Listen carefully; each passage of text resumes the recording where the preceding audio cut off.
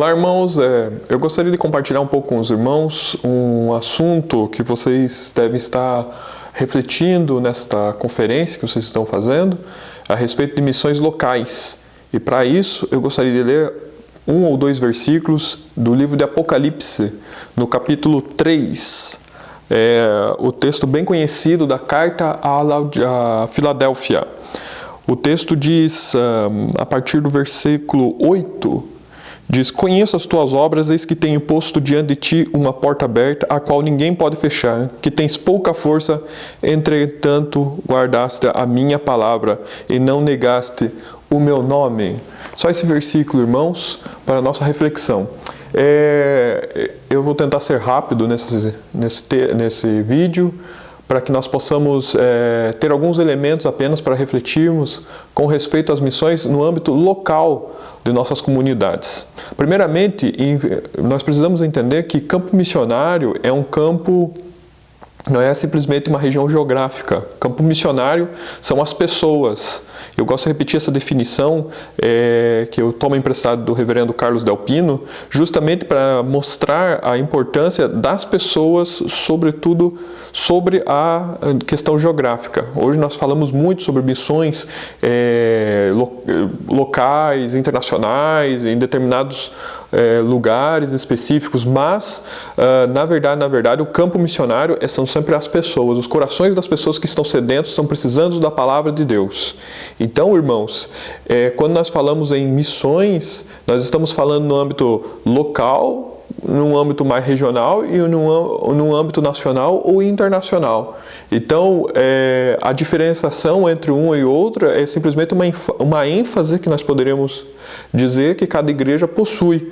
Mas uma coisa não pode excluir a outra, ou seja, fazer missões no estrangeiro não pode excluir o fato de fazer missões local, na região, na cidade, mesmo na vizinhança. E nem essas missões próximas podem excluir o fato de estar sustentando ou de estar apoiando as missões em um âmbito maior, um âmbito maior são as missões no estrangeiro. Então, irmãos, campo missionário são os corações das pessoas, pois as pessoas precisam do Evangelho.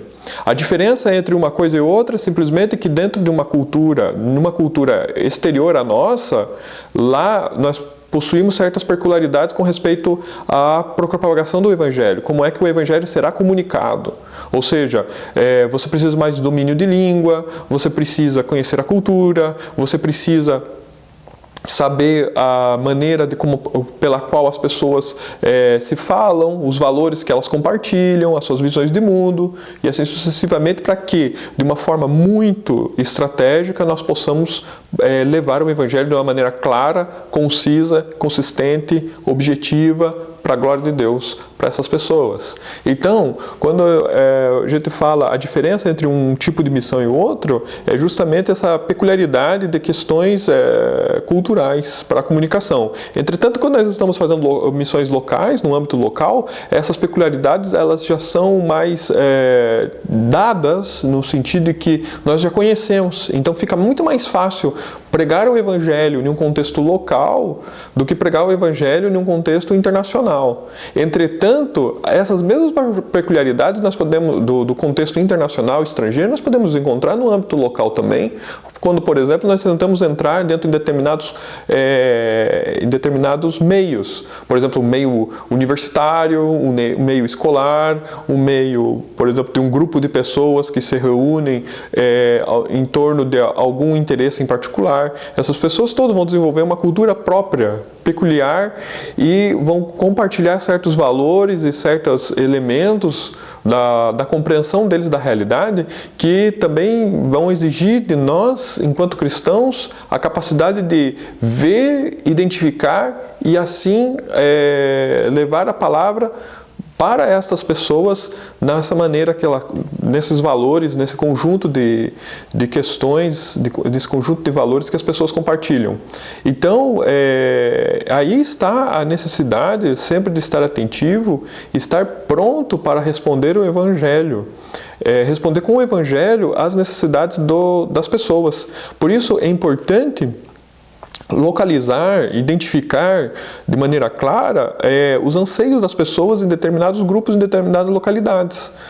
Os anseios, os medos, as ansiedades, os elementos que levam as pessoas a tomarem certas decisões ou não, o que levam as pessoas, as motivações pelas quais as pessoas são encorajadas a fazerem determinadas ações e não outras. Essas coisas devem ser levadas em conta para serem utilizadas enquanto meios de evangelização.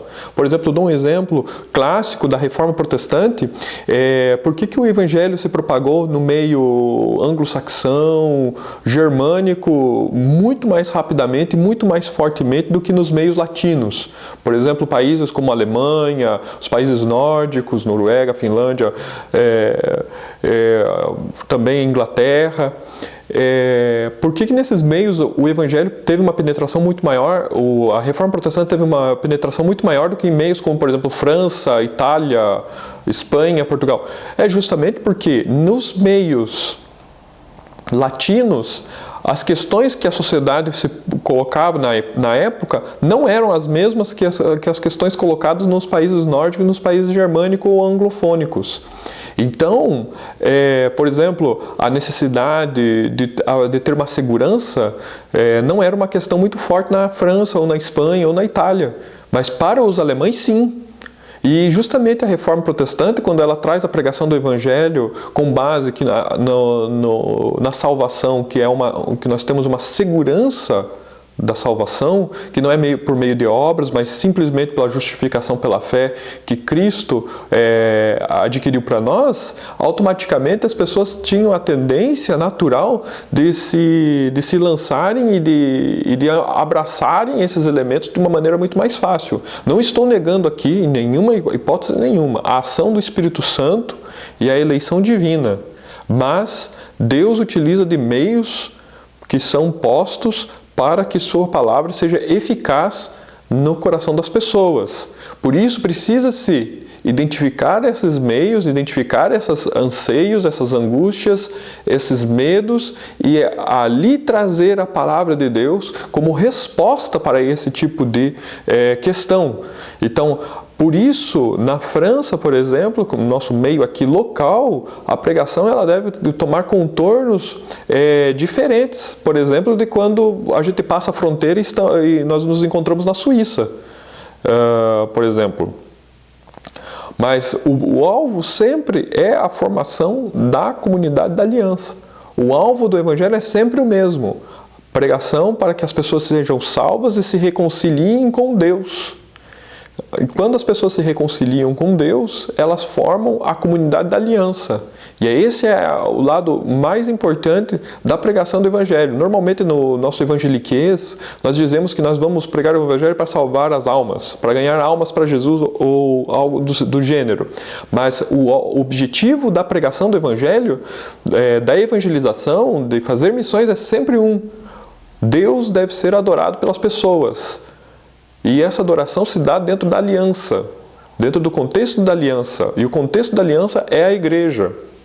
Então, irmãos, quando nós pregamos o Evangelho, nós não queremos simplesmente que as pessoas sejam salvas. Nós queremos que as pessoas adorem o verdadeiro Deus. E como é que elas podem adorar o verdadeiro Deus? Através de Jesus Cristo. E como é que elas podem se achegar a Jesus Cristo? Quando elas se arrependem de seus pecados e creem que Ele é o Senhor prometido no Antigo Testamento. E Ele é aquele que tem o poder de perdoar pecados. Então, dessa maneira, as pessoas se reconciliam com Deus para o culto. O objetivo, então, máximo da evangelização é o culto, é a glória de Deus. É que as pessoas se reúnam todos em torno da palavra e dos sacramentos para glorificar o nosso único Senhor e Salvador Jesus Cristo. Nosso Deus que se encarnou para que nós pudéssemos nos reconciliar com eles, porque nós todos somos pecadores e a ira de Deus recai sobre nós. Por isso, nós precisamos de alguém que possa nos dar a sua justiça para que nós sejamos justificados. Então, a formação da comunidade da aliança, ela é necessária justamente para que nós consigamos continuar a obra da evangelização e assim trazer mais e mais pessoas para viverem uma vida com Cristo. Por isso que localmente é de suma importância também justamente a implantação de novas igrejas. Nós precisamos plantar novas igrejas porque cada local de culto seja um candelabro que brilhe, como nós vemos nas igrejas do Apocalipse. A igreja de Filadélfia era uma igreja muito abençoada porque justamente ela era uma igreja que pregava o evangelho. Nós vemos entre as 7 igrejas do Apocalipse, 2 igrejas que são muito boas, que é Esmirna e Filadélfia. A igreja de Esmirna, ela é muito reconhecida pela parte do Senhor, ela é enaltecida justamente pela sua fidelidade.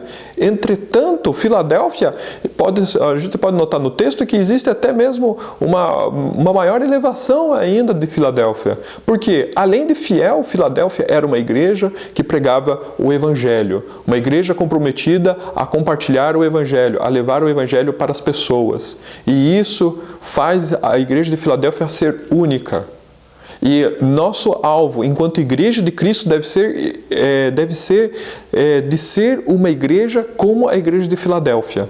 Uma igreja onde a fidelidade da palavra ela é respeitada e ela é enaltecida e com isso uma vida engajada com missões. Não existe fidelidade com a palavra de Deus sem que essa mensagem não seja proclamada.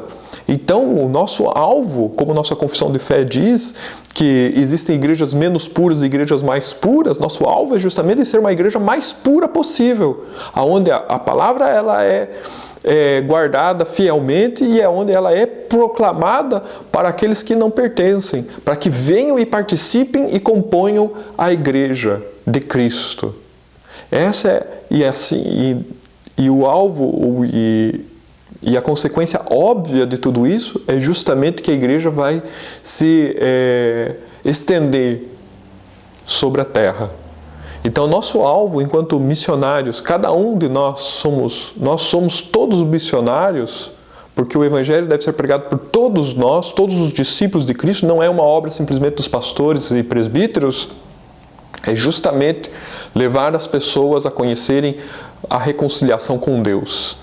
E localmente, se nós pudermos implantar cada vez mais igrejas, melhor será, porque assim o evangelho vai se estender sobre uma área muito maior e as pessoas poderão encontrar-se com Cristo e com Deus de uma maneira muito mais fácil e assim brilhar o evangelho no meio das trevas.